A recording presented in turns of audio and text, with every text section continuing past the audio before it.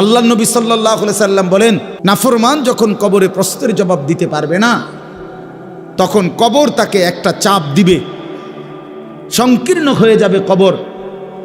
এই চাপ দিলে ডান পাশের মাটি বাম দিকে চলে আসবে, বাম দিকের মাটি ডান দিকে চলে আসবে। আল্লাহর কসম বন্ধু, আমি 1 মিনিট দেখাই। আল্লাহ রাসূল সাল্লাল্লাহু আলাইহি সাল্লাম বলছে, এতে করে তার ডান পাশের হাড্ডি পাঁজর ভাঙ্গা বাম পাশের পাঁজরের হাড্ডিতে ঢুকে যাবে, বাম পাশের গুলো ডান পাশে ঢুকে যাবে। কেমন? তো নবীজি উদাহরণ দিছে, হাত্তা তাখতালিফা আদলাউহু, এই যে আঙ্গুল, এই যে এটা যেরকম একটা আরেকটার মধ্যে এরকম ঢুকে গেছে, আল্লাহর কসম নবী বলছে হাড্ডি পাঁজরের এ পাশের গুলো এই পাশে এভাবে ঢুকে যাবে। তামসা করো না, তামসা করো না। মানুষের বেডি সাউন আর মোবাইল আর একটা মোটরসাইকেল চালান আর চুলের এমনি একটু পরপর ফিরাউন, এটা ছাগলামি ছাড়া আর কিচ্ছু না। এটা কোনো জীবন না ভাইয়া। বাদ কতটি খাওনার হইতে লাউন, এটা কোনো জীবন না। জীবন অনেক সুন্দর, হায়াত অনেক দামি, হায়াত অনেক দামি। হ্যাঁ, নিজের কল্যাণ, মানুষের কল্যাণ, নিজের আখেরাত, মানুষের দুনিয়া সুন্দর করা, এই সবটার মধ্যে অনেক তৃপ্তি আছে। গুনার মধ্যে তেমন কোনো তৃপ্তি নেই, অপরাধবোধ কাজ করে। একজন অভিভাবকের জিম্মাদারি সন্তান এবং বাচ্চার জীবন গঠনে তাদেরই আসলে দায়িত্ব। অভিভাবক বলতে বাবা মা, বড় ভাই, চাচা, জ্যাঠা, দাদা, এরাই অভিভাবক। তার মাথার উপরে ছায়া। এখন সেই আপন মানুষগুলোই যদি বাচ্চাটার চরিত্র, আখলাক, চলাফেরা নষ্ট করে দেয়, তো এর চাইতে বড় জুলুম আর কি হইতে পারে?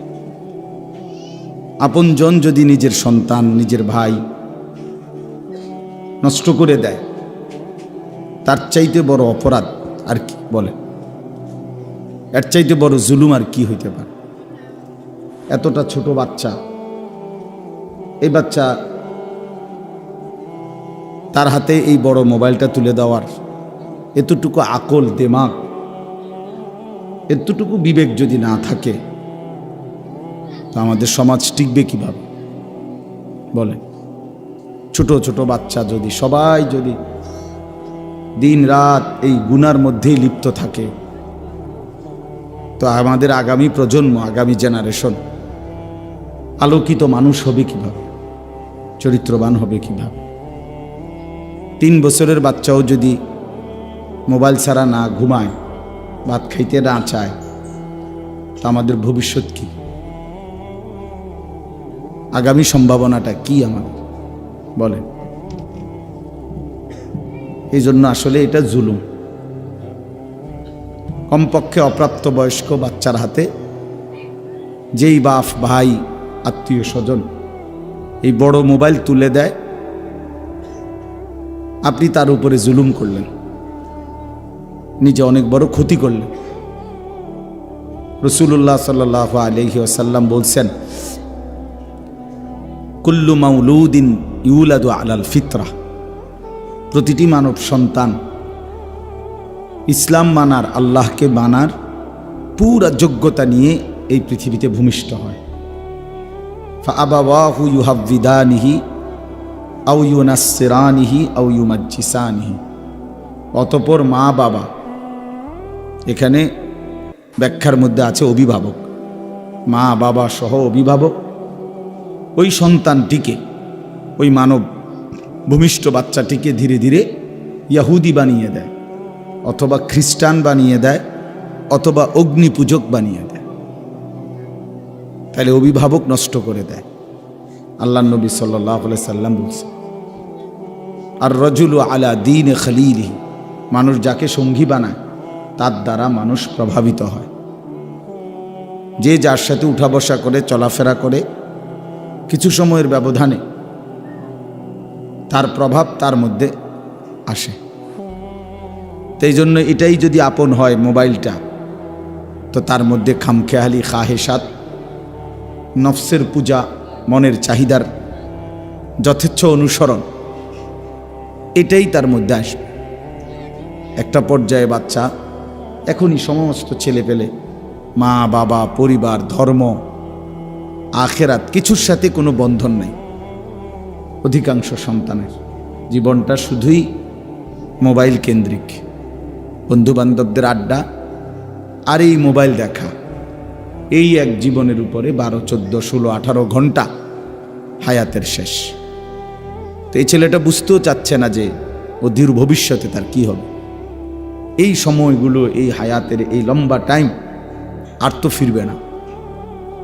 কোনো ঘন্টা, কোনো মিনিট, কোনো সেকেন্ড পৃথিবীতে আর নতুন করে দ্বিতীয়বার আসে না। নতুনটা তো নতুন সময়, এইটা তো আর আসে না। মনে করেন 23শে নভেম্বর 2024, এটা আর কোনো দিন হবে না। আগামী বছর 23শে নভেম্বর হবে, তো সেটা তো 2025 সাল। শনিবার আর এই শনিবার আর হবে না, আগামী শনিবার আসবে, কিন্তু সেটা তো 23 তারিখ না, সেটা তো হবে 30 তারিখ। তাইলে প্রতি ঘন্টা, মিনিট, সেকেন্ড একবারই আসে। কোরআন শরীফে আছে, বারবার একটা কথা আছে কোরআন শরীফে, মৃত্যুর সময় থেকে শুরু করে জাহান্নামে পর্যন্ত প্রত্যেকটি পাপী নাফরমান আল্লাহর কাছে মৃত্যুর সময়, কবরে, হাসরের মাঠে এবং জাহান্নাম বারবার আল্লাহর কাছে একটা জিনিস চাইবে। সেটা হলো, আল্লাহ আমার দুনিয়ার জীবনে কিছু সময়ের জন্য ফেরত দেন, একটু সময়।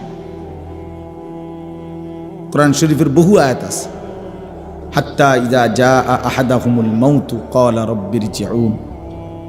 আল্লাহ তাআলা বলেন, যখন নাফরমানের মৃত্যুর সময় হয়, মালাকুল মউত আজরাইল দেখে, তখন সে বলে, আল্লাহ কিছু সময়ের জন্য দুনিয়ায় থাকতে দেন। কোরআন শরীফে আছে, ওয়া আনযিরিন নাসা ইয়াওমা ইয়াতিহিমুল আযাবু ইয়াওমাল কিয়ামা ফায়াকুলুল লাযীনা যালামু রব্বানা আখিরনা ইলা আজালিন করিব। আল্লাহ তাআলা বলেন, হে নবী, আপনি লোকদেরকে কিয়ামত দিবসের, হাসরের ময়দানের আযাবের কথা ভয় দেখান, কেননা সেদিন সমস্ত জালেম, নাফরমান, পাপী আল্লাহকে বলবে, আল্লাহ ইলা আজালিন করিব, অল্প একটু সময়ের জন্য আমাকে দুনিয়ায় ফেরত যেতে দেন। এই যে সময় চাই। কোরআন শরীফে আছে, ওয়া আনফিকু মিম্মা রাযাকনাকুম মিন ক্বাবলি আন ইয়াতিয়া আহাদাকুমুল মাউত ফায়াকুলা রাব্বি লাউলা আখারতানি ইলা আজালিন করিব।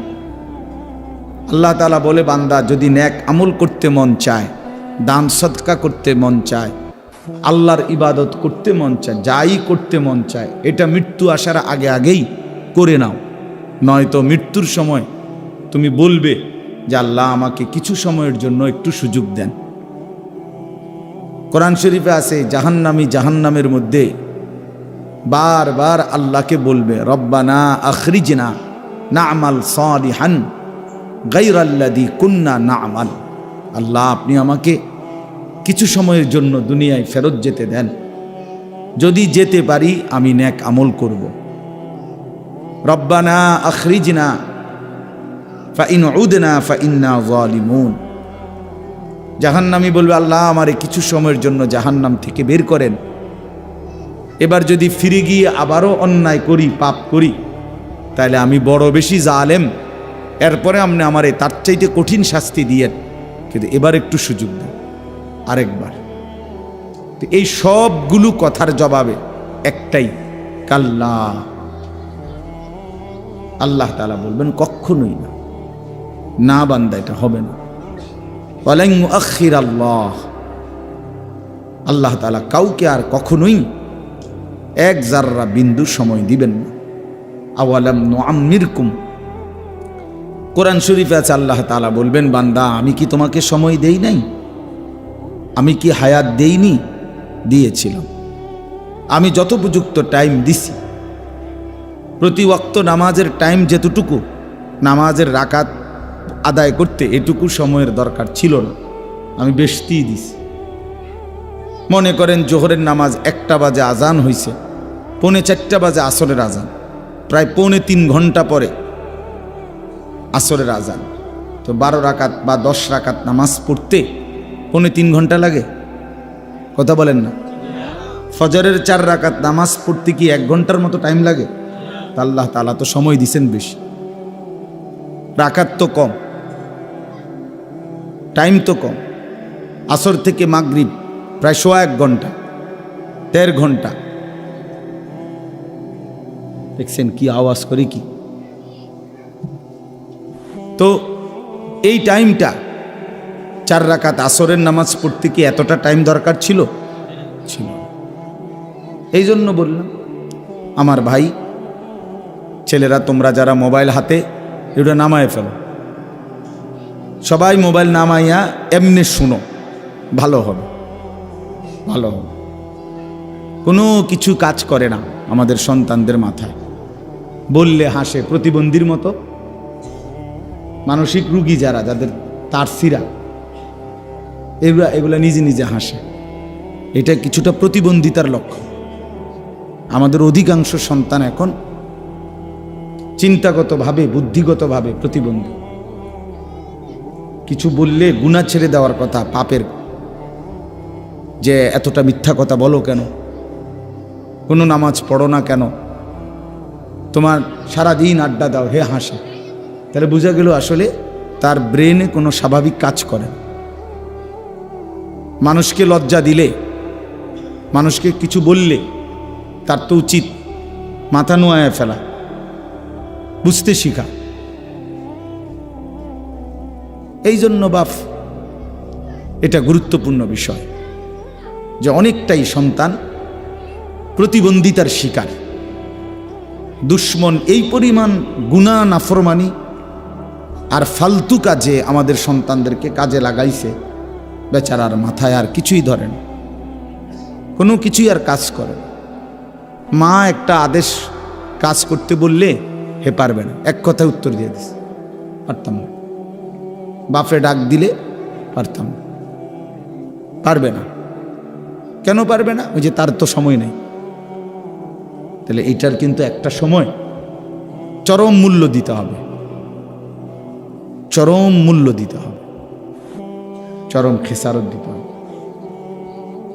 আমার একজন আত্মীয় আছে, আপনজন, উনির মনে আছে, উনি অনেক সময় আমার ঘরে দেখলে জড়াইয়া ধরে অনেক সময় কাঁদে, ভাই আমার আব্বা কত হাজারবার যে, লক্ষবার যে কইছিল, ফুট তুই একটু পর, একটু পর, দিন শিখ। আমি কোনো গুরুত্ব দিছিলাম না। এখন আমি খেতে কাজ করি আর গরুরে ঘাস খাইটা খাওয়াই। সংসারে যে গরু পালে, গাভী পালে, তোদেরকে দেখি আফসুস করে আর কি, যে আমরা একই বাড়িতে বড় হইলাম, একসাথে বড় হইলাম, সেদিন হয়তো তোরা বাবের কথা শুনছিলি, আমি শুনি নাই। আমার আপনজন। তো এই জন্য বললাম ভাই, আসলে অচিরেই দুনিয়াতেও আফসুস করো। কোনো মিথ্যা, কোনো গুনাহ, পাপ, অবহেলা, খামখেয়ালি, সময়ের এই নিদারুণ অপচয়, একেবারে এটা নিশ্চিত আল্লাহর কসম ওই ব্যক্তিকে। তো এই জন্য এটা আফসুস করতেই হবে। কোরআন শরীফে আছে, এই কথাটা মনোযোগ দিয়ে শোনেন। কোরআন শরীফ আছে, একেবারে প্রত্যেকটা পাপী নাফরমান, আমি কিংবা আপনি, ছেলেরা তোমরা কিংবা বাবারা, কোরআন শরীফ আছে প্রত্যেকটা পাপী নাফরমান হাসরের ময়দানে একটা শব্দ বারবার বলবে। সেটা কি? ইয়া লাইতানি, আফসুসের শব্দ। হায় যদি, ইয়া লাইতানি কুনতু তুরাবা, হায় আমি যদি আজ মাটি হয়ে যেতাম। ইয়া লাইতানি লাম উতা কিতাবিয়া, হায় আমার আমল নামাজ যদি আমার হাতে না দিত।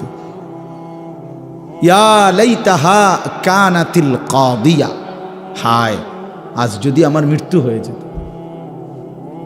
সব হাসরের ময়দানের আফসোস। ইয়া লাইতানি ইত্তাখাযতু মা'আর রাসূলি সাবিলা, হায় যদি আমি রাসূলের পথ ধরতাম। ইয়া লাইতানি লাম আত্তাখিজ ফুলানান খলিলা, হায় আমি যদি ওই অসৎ মন্দ লোককে বন্ধু না বানাইতাম। ইয়া লাইতানি লাম উশরিক বিরব্বি আহাদা, হায় আমি যদি আল্লাহর সাথে শিরিক না করতাম। ইয়া লাইতানি কুনতু মা'আহুম ফাআফুজা ফাওজান আযীমা, হায় আমি যদি আল্লাহর প্রিয় বান্দাদের সঙ্গী হতাম তাহলে আজ আমিও সফল হতাম। ইয়া লাইতানা আতা'না আল্লাহ ওয়া আতা'না আর-রাসূলা, হায় আমি যদি আল্লাহ এবং রাসূলের আনুগত্য করতাম। এসব কোরআনের আয়াত। ইয়া লাইতানি কদ্দামতু লি হায়াতি, হায় আমি যদি দুনিয়ায় থাকতে আজ এই আখিরাতের জন্য কিছু নেকি পাঠাইতাম। এই দেখছুনি ভাই, সবগুলো কি কোরআনের, সবগুলো কোরআন। অর্থাৎ এটাই তার আফসুসের শব্দ।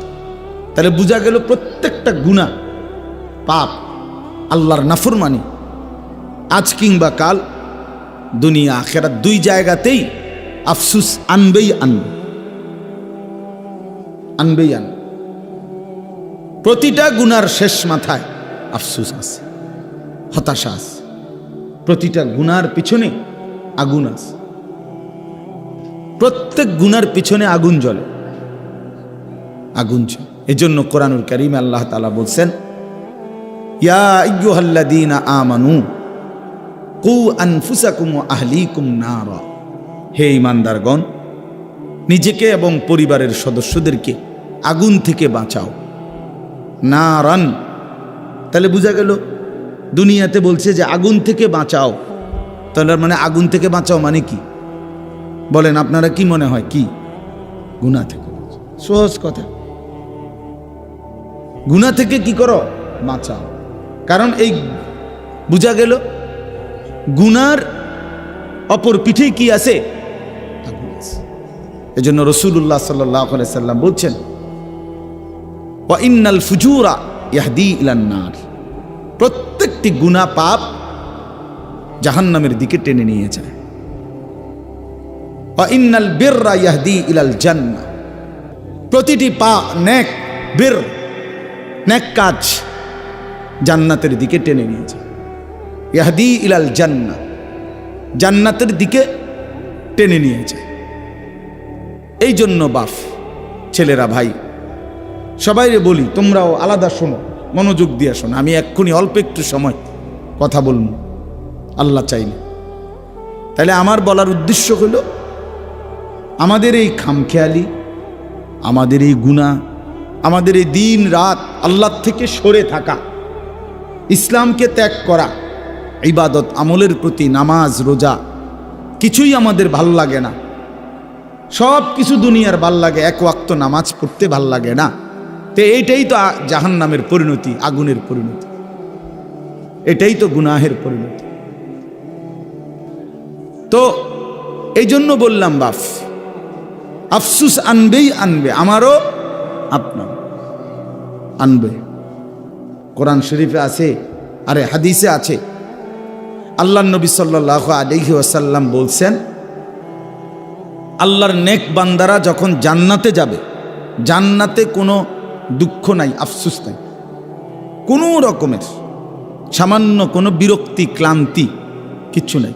লা ইয়ামাসসুহুম ফিহা নাসাবুন ওয়া মা হুম মিনহা বিমুখরাজিন, আল্লাহ বলে জান্নাতি বান্দা কোনো ক্লান্তি স্পর্শ করবে না এবং জান্নাত থেকে তাকে কখনোই বের করা হবে না। তাহলে জান্নাতে কোনো আফসুস থাকবে না। কিন্তু এরপরেও নবীজি বলছেন সাল্লাল্লাহু আলাইহি ওয়াসাল্লাম যে জান্নাতি বান্দার একটা আফসুস থাকবে।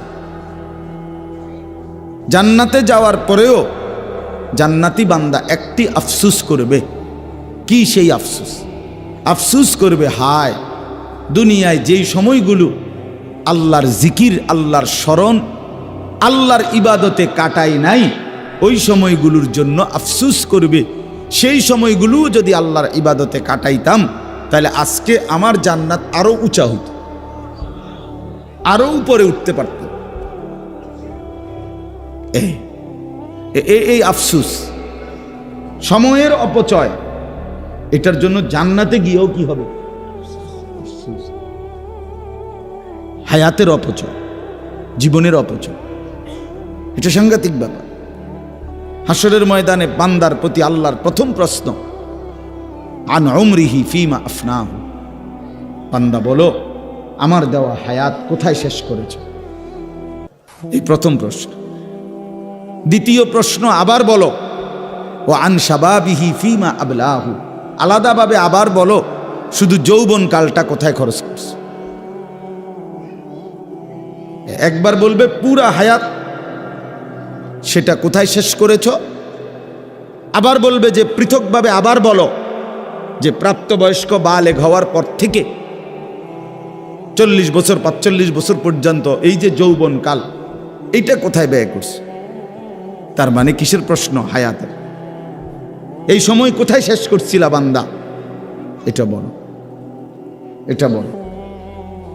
কোরআন শরীফে আছে, আল্লাহ তাআলা বলেন, সুম্মা লাতুসআলুন্না ইয়াওমাইদিন আনিন নাঈম।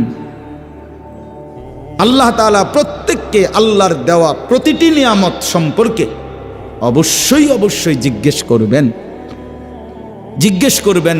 লাতুসআলুন্না আরবি ভাষায় লামে তাকিদ বা নুনে তাকিদের সিগা, মানে অবশ্যই অবশ্যই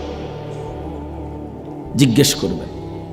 ফাওয়ারাব্বিকা লানাসআলান্নাহুম আজমাইন। আল্লাহ বলেন কসম বান্দা, আমি আমার কসম করছি।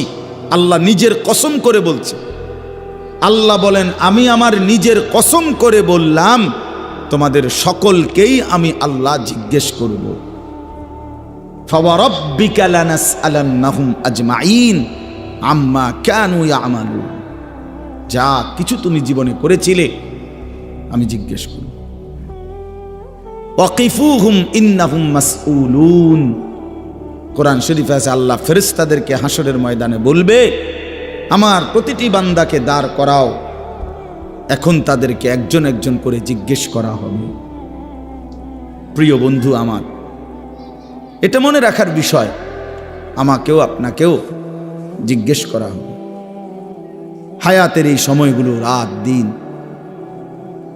এই ঘন্টা, এই মিনিট, এই সেকেন্ড, এই বন্ধুদের আড্ডা, মদের আড্ডা, জুয়ার আড্ডা, মোবাইলের আড্ডা, নারীর আড্ডা, অশ্লীলতা, বেহায়াপনা, অসভ্যতা, নোংরামি, নাচ গান, গল্প গুজব, গান বাদ্য,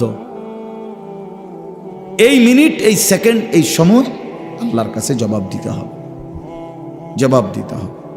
হাসতে হাসতে ছেলেরা নামাজ পড়ে না, শুধু শুধু কোনো কারণে শরীর, স্বাস্থ্য, চোখ, নাক, কান, হাত, পাও, হাঁটু, কোমর, কনুই, আপনার কোনো অসুবিধা নেই। গতকাল শুক্রবার ছিল না, গতকালকে আগের দিন রাত্রে থেকে আমার এই হাড্ডিটা এখানের, শুধু এই হাড্ডিটার মধ্যে কি ঘুম থেকে উঠার কারণে নাকি কেউ বলতেছে ঠান্ডার কারণে অথবা বাত ব্যথার, মানে এতটা প্রচণ্ড ব্যথা করে যে সকালবেলা আমি শুক্রবার আমার জুমার নামাজের মসজিদ ঢাকায়, সকালবেলা তো আমি ঘুমাই, আমি মসজিদে গিয়ে পৌঁছি 4:30 বাজে রাতের, তার 5:40 ফজরের জামাত, ফজরের নামাজ পড়ে আমি শুইছি।